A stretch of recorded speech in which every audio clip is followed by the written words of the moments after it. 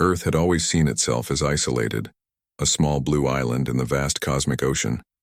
But everything changed in 2135. The planet had already been adapting to space exploration for several decades, yet nothing had prepared humanity for what was about to unfold.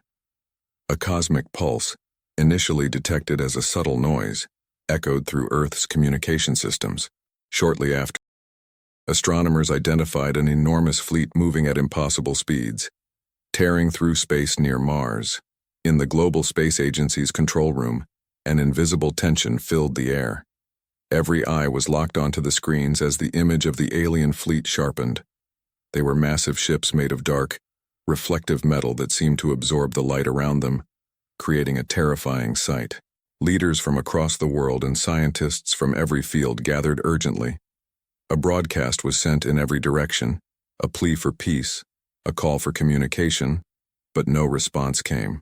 While global governments scrambled to establish a line of dialogue, on a remote base on the moon, Commander Elara Mendes, a veteran of the war against the Jupiter colonies, was urgently summoned to coordinate a response.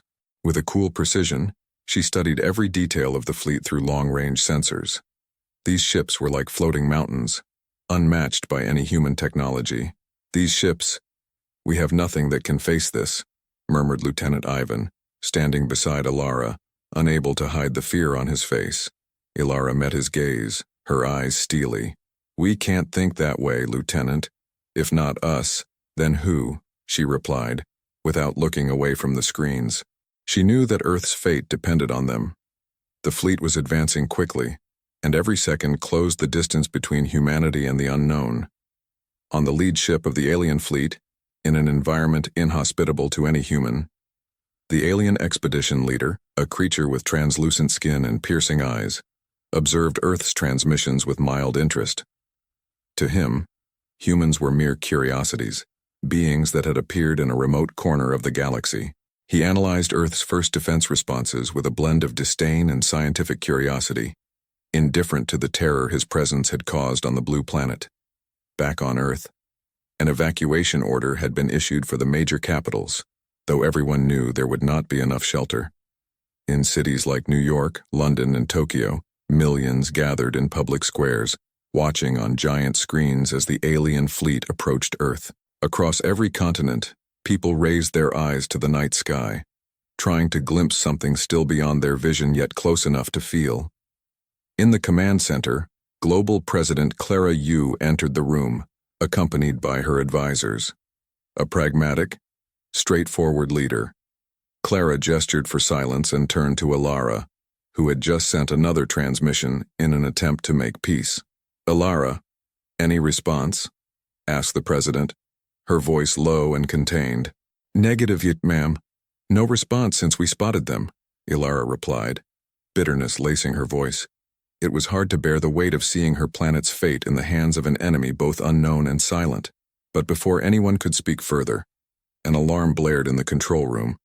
The main monitor flashed red, and an operator yelled, "The ships have just changed trajectory. They're coming straight for Earth's orbit." An icy silence fell over the room. Commander Elara took a deep breath, feeling the weight of responsibility. "If they haven't responded, perhaps they're waiting for us to make the first move," she murmured thoughtfully, looking at Clara, who nodded in silence, granting Elara the authority to make the call. With Earth's orbit now the fleet's target, Commander Elara Mendes knew the time for waiting was over. In the Global Space Agency's control room, every screen showed the alien ships looming closer, massive and unyielding. With her gaze fixed on the display, she turned to Lieutenant Ivan, who looked as pale as the moon outside. "Ivan, send a final greeting signal," she said, her tone crisp. "A last attempt at contact. All units, defensive positions. If we get no response, activate the long-range defense systems." Ivan moved quickly to his station, sending the signal to the alien fleet one last time. The seconds dragged on, silent and heavy, as everyone in the control room seemed to hold their breath. But the alien ships pressed forward, closing the gap, their movements smooth and controlled. It was as if they didn't even register Earth's plea for peace. On the lead alien ship, the commander of the expedition watched the broadcast from Earth with an air of detached amusement. To him, humanity's desperate attempts at communication were curious, perhaps even quaint, but ultimately meaningless. The planet below them was simply a new acquisition in an unremarkable sector. Begin scanning the planet's defense capabilities, the alien commander ordered, in a language that no human ear could decipher. I want an analysis of their technology, their energy outputs, and their weaponry. Let's see how long they can withstand us. Back in the control room, Lieutenant Ivan broke the silence. No response, Commander. Elara's expression hardened. Prepare to fire a warning shot. Aim between their ships. No direct hits. We just need to show them we're capable of defending ourselves. As Ivan relayed the order, on Earth's surface, millions watched the alien fleet's approach on screens across public squares and town centers. In cities across every continent, people stood in tense silence, their faces illuminated by the live broadcasts of the alien ships in space. Some held each other, some prayed, while others watched in awe, unable to tear their eyes away from the screen. Humanity was united in that shared moment of fear and uncertainty. All eyes turned toward the heavens. In a series of underground bunkers, scattered across the globe, the world's top scientists and military leaders had gathered to discuss a more aggressive defense strategy. Among them was Dr. Nathan Carr, a renowned physicist and lead architect of the Gamma prototype, a secret, experimental energy weapon. Dr. Carr displayed a holographic projection of the Gamma prototype to the assembled leaders. The Gamma prototype could create a targeted energy field strong enough to disrupt the alien fleet's communication systems, he explained. But it's a risky gamble. The prototype is unstable and hasn't been tested under these conditions. If it fails, we risk massive fallout. Half the planet could be affected. The room fell silent as each leader weighed the cost of failure. President Clara Yu appeared on a screen in the bunker, her face projected to those below. She had been briefed on the plan and nodded grimly. Dr. Carr, she said, her voice steady, we take the risk. If this is our best chance, then we go forward. Humanity deserves a fighting chance. At her order, the scientists began the rapid preparations to activate the Gamma prototype. Meanwhile, the alien fleet made its first show of force. A beam of brilliant light shot from the lead ship toward the moon, aimed directly at Elara's base. In the control room, alarms blared as the beam closed in. Activate the shields, Elara shouted. The base's defensive systems sprang to life, forming a temporary energy barrier around the lunar facility. The alien beam struck the shield, sending shockwaves through the base. Lights flickered, and the energy levels plummeted. Shields are holding, but we're losing power fast, Ivan reported, his voice tense. Hold steady, Ivan, Elara replied, her voice calm despite the adrenaline pounding in her veins. We need more time for Earth to activate the Gamma prototype. Across the globe, President Clara broadcasted a message to every nation, every screen, and every device. Today, humanity stands together against the unknown. We do not know the outcome, but we stand united. We fight not just for survival, but for our home, our future. Stand firm. As Earth and the Moon prepared for a final stand, the Gamma prototype was moments away from activation. Humanity's last and only hope lay in that experimental energy weapon. On board the alien mothership, the alien commander watched Earth's desperate preparations with curiosity, like a predator observing prey that struggles futilely to escape. To him, this was all merely a game, and humans were nothing more than pieces he would move at his will. As Earth's desperate gamble took shape, Commander Elara Mendes and her team prepared for the worst. The Gamma prototype was humanity's final, untested line of defense, an experimental weapon so powerful it could alter the orbit of the planet itself if it went wrong. Every eye in the lunar base and on Earth's surface was trained on the countdown as Dr. Nathan Carr and his team made the final adjustments. Gamma prototype status? Elara asked, her voice crackling over the intercom, reaching Dr. Carr deep underground in Earth's command bunker. We're finalizing calibrations, replied Dr. Carr, barely concealing his own trepidation. We have about 90 seconds to ensure the output stabilizes. If it overloads, we may face an energy backlash on Earth that could take down power grids globally. Elara took a steadying breath, acknowledged. We're holding our defensive positions for now. She glanced at Lieutenant Ivan, who was pale but resolute. "Ivan, keep the shield up as long as possible. This buys us every second we need." "Yes, Commander," Ivan replied, immediately diverting what little power remained to reinforce the lunar base's protective field. Outside, the alien beam continued to hammer against the shield, fracturing its energy field layer by layer. Each hit brought flashes of intense light across the moon's surface, visible even from Earth's observatories. Meanwhile, on the lead alien ship, the alien commander watched Earth's preparations with keen interest. He turned to his advisor, speaking in their guttural, melodic language. "Their defenses are intriguing, but primitive. This will be over shortly." His advisor nodded, though his expression suggested a slight unease. "Shall we deploy the second phase of the attack?" The alien commander paused, a curious glint in his eyes as he surveyed the blue and green world beneath him. "Not yet. Let's see what they attempt first. It may reveal more about their capabilities." On Earth, the tension was palpable as cities lay in an eerie silence. Broadcasts had been cut to free up power and communication channels for the command centers. In family homes, underground shelters, and emergency centers worldwide, billions of people sat in darkness, their faces dimly lit by emergency lights, waiting for news. In one of these shelters, a young girl named Maya sat with her father, clutching his hand. She looked up at him, her eyes wide with fear. "Daddy, are we going to be okay?" Her father, trying to stay calm, gently squeezed her hand.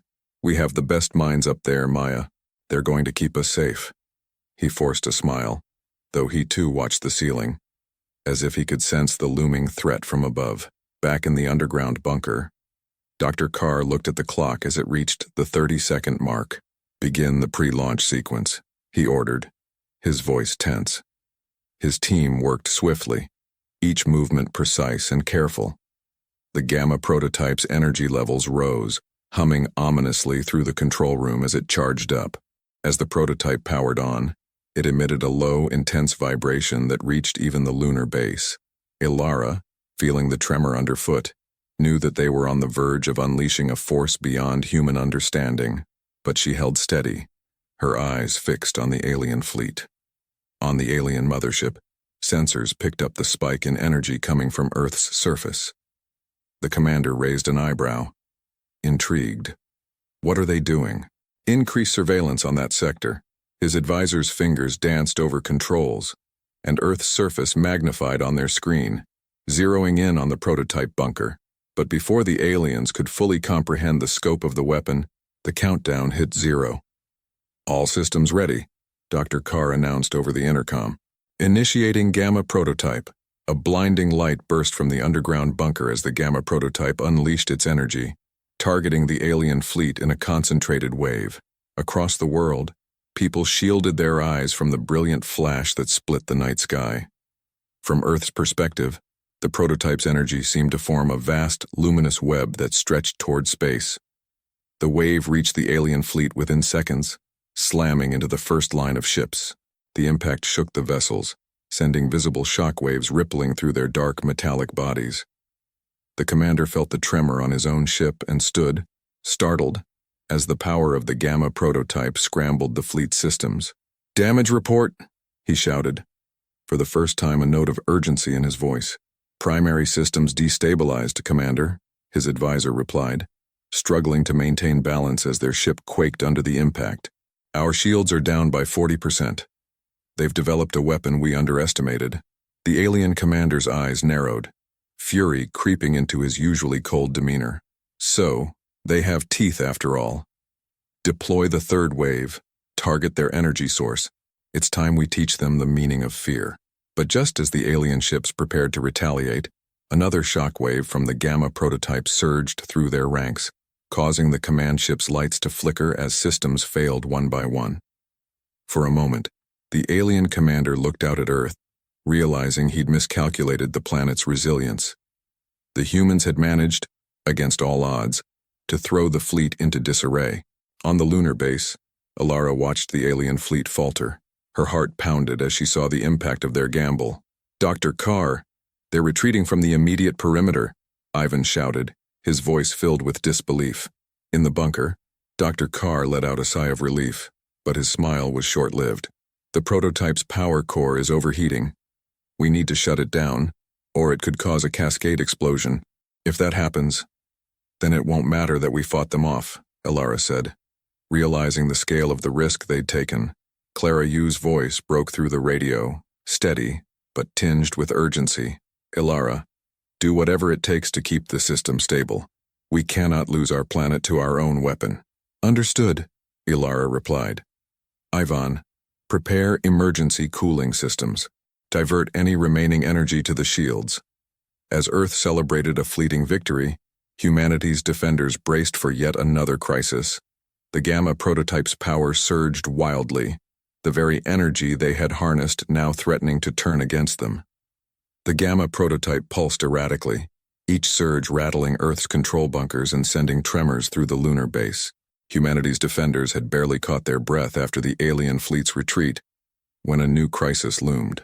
As the prototype's power levels spiked, alarms echoed through the underground bunkers and lunar command center alike. Dr. Carr watched the monitors in horror. We're reaching critical levels. If we don't stabilize it within the next 3 minutes, we're looking at a planetary-scale disaster. Commander Elara Mendes, hearing the report from her lunar base, tightened her grip on the console. Ivan, initiate every cooling protocol available. I don't care if we drain auxiliary systems. This prototype cannot explode. Across Earth's emergency shelters, the brief wave of relief was quickly swallowed by renewed tension as screens flickered back to life with news from the bunkers. Families huddled together, their relief fading to apprehension. All eyes turned back to the screens, where humanity's fate played out second by second. Back on the alien command ship, the once calm alien commander now stood in a state of agitation.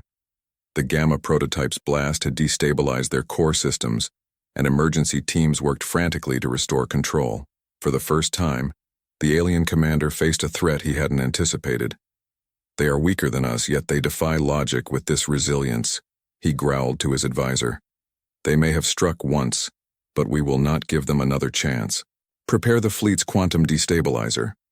His advisor hesitated. Commander, deploying the destabilizer so close to their planet could— I don't care about the planet, the commander barked. Their desperation has disrupted our systems. We will not be humiliated by these primitive beings. The advisor turned to the controls, though a flicker of doubt crossed his face as he prepared the destabilizer, a device that could unleash gravitational disruptions strong enough to tear through space itself. Meanwhile, in Earth's bunker, Dr. Carr and his team worked furiously to contain the Gamma prototype's energy. Sweat beaded on his forehead as he reconfigured circuits, manually bypassing the overloaded systems. We're close, Carr muttered, his hands flying over the console.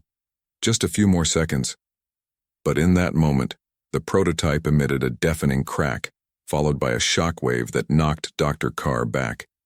Sparks flew from the console as the room plunged into darkness. Carr, come in, what's happening?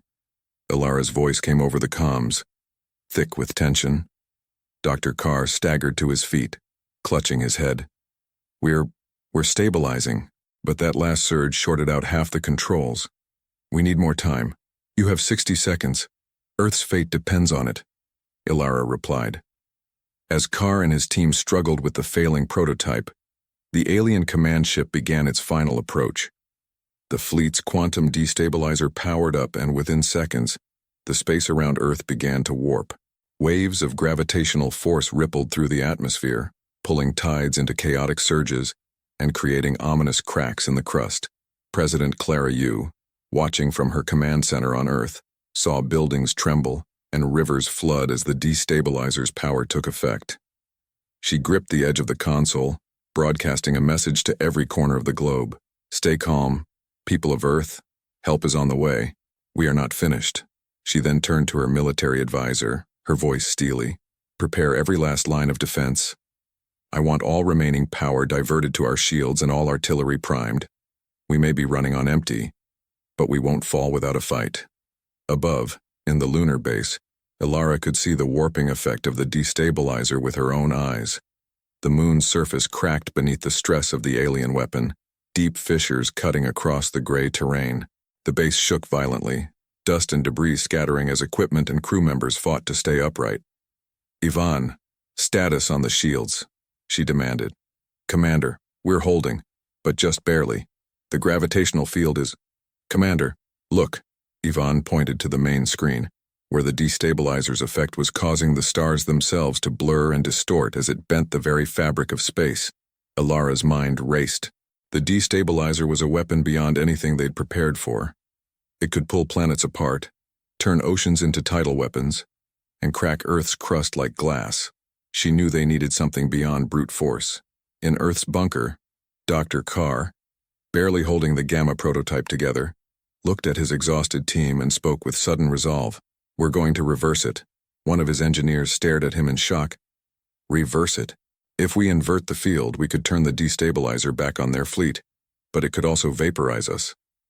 Right now, it's our only option, Dr. Carr replied, taking control of the console. Prepare for an energy inversion. Back on the lunar base, Elara received Carr's update and relayed it to President Clara. Dr. Carr is going to reverse the Gamma prototype's field. This could send the destabilizer's force back to the alien fleet. Clara hesitated only a second. Then let's do it. We're all in. With that, Dr. Carr initiated the inversion sequence.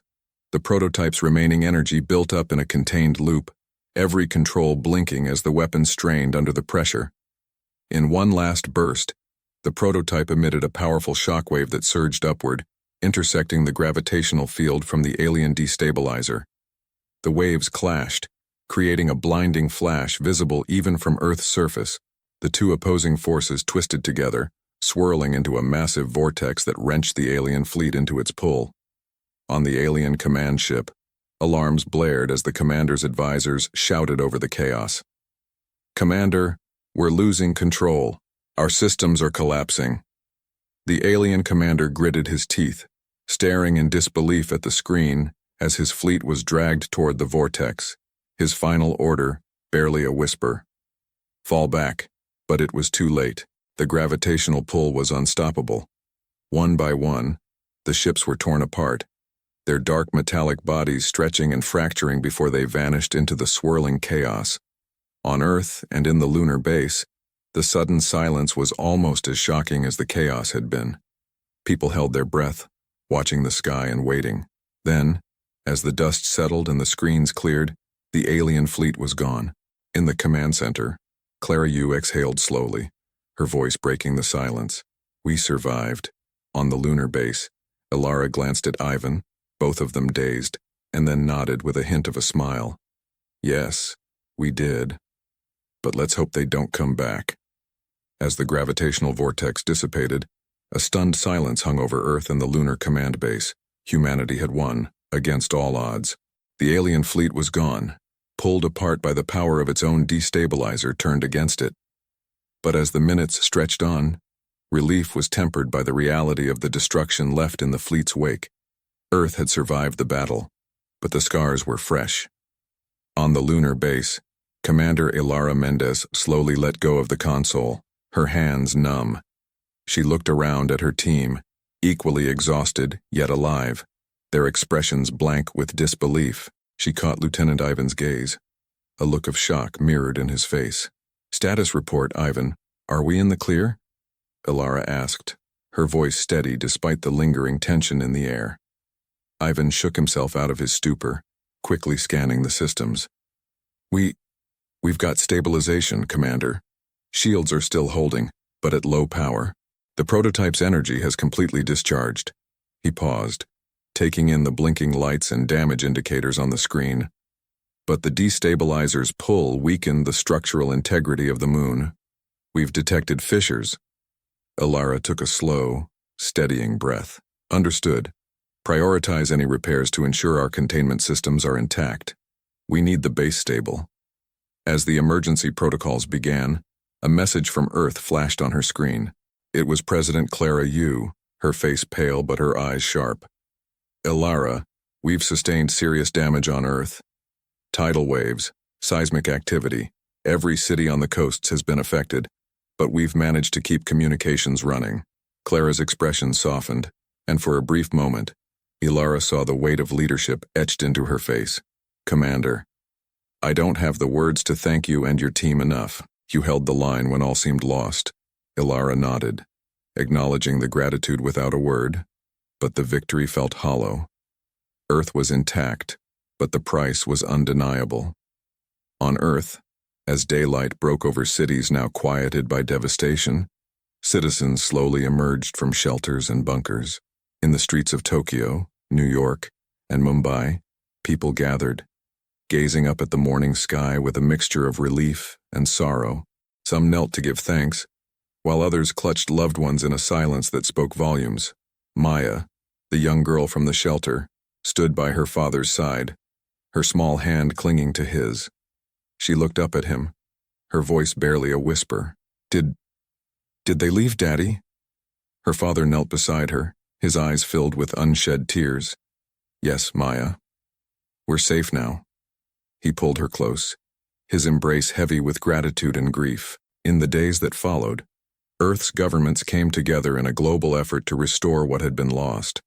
Relief teams from unaffected regions poured into cities hardest hit, delivering food, medicine, and supplies. Volunteers worked side by side to clear debris, tend to the wounded, and bury the dead. The world was united as it had never been before, bound by the shared trauma of survival. Back in the lunar base, Elara and her team coordinated with Earth's recovery efforts. Despite the damage to the base, they provided critical data, scanning the area for any trace of alien technology that might have remained. Yet nothing was left of the alien fleet, save for a few fragments scattered in orbit, twisted pieces of the once mighty ships that had terrorized Earth. As repairs progressed, Dr. Nathan Carr joined a video call from Earth's bunker. His face bore the exhaustion of sleepless nights, yet there was a gleam in his eye. "Commander Elara, I think you'll want to see this."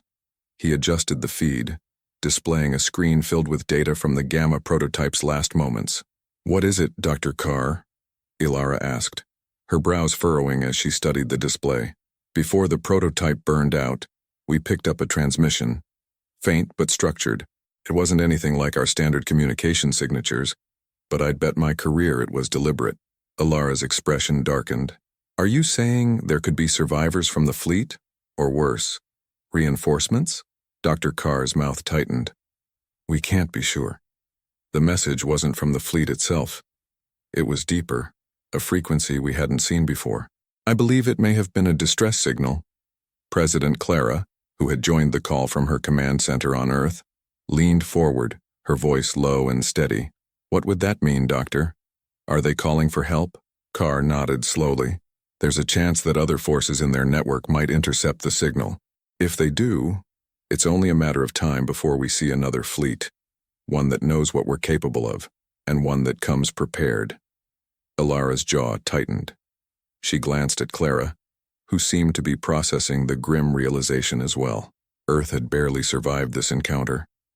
A second attack would find a planet weakened and reeling, its resources stretched to the breaking point. "We have no way of knowing if or when they'll come," Carr continued, "but we should prepare for it. Our defenses need to be upgraded. We can't be caught off guard again." Clara nodded, her gaze resolute. "Then we'll start immediately. Earth will be ready, whatever it takes." Elara, too, felt a renewed sense of duty, a fire ignited by the knowledge that the survival of humanity might depend on their vigilance. This battle might have ended, but a larger war could lie on the horizon. "Commander, I'll be counting on you and your team to lead our first line of defense," Clara added, her tone laced with both gratitude and expectation. "We may have won this time, but we're not out of danger yet." As the call ended, Elara stared at the display, a sense of unease settling over her. She had known the risks when she'd joined Earth's defense forces, but the enormity of the task before them had only just begun to reveal itself. Stepping away from the console, she turned to Ivan, who watched her expectantly. "We have work to do, Ivan. This isn't over." He nodded, standing straighter, as if the weight of the coming threat had given him new purpose. "What's our first step, Commander?"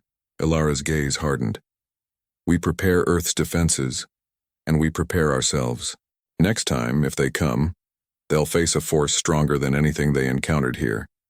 But even as her words filled the room with renewed determination, a distant thought lingered in her mind. She knew the stakes now. They weren't just about survival. They were about ensuring that humanity would stand on its own terms, whether the next encounter came tomorrow, years, or even decades into the future. As she looked out at the silent expanse of space from the lunar base, Elara felt a strange calm settle over her. She would face whatever came next, no matter the cost. Months passed as Earth and its lunar allies raced to fortify defenses, repair shattered infrastructures, and prepare for the unknown threat looming over the horizon.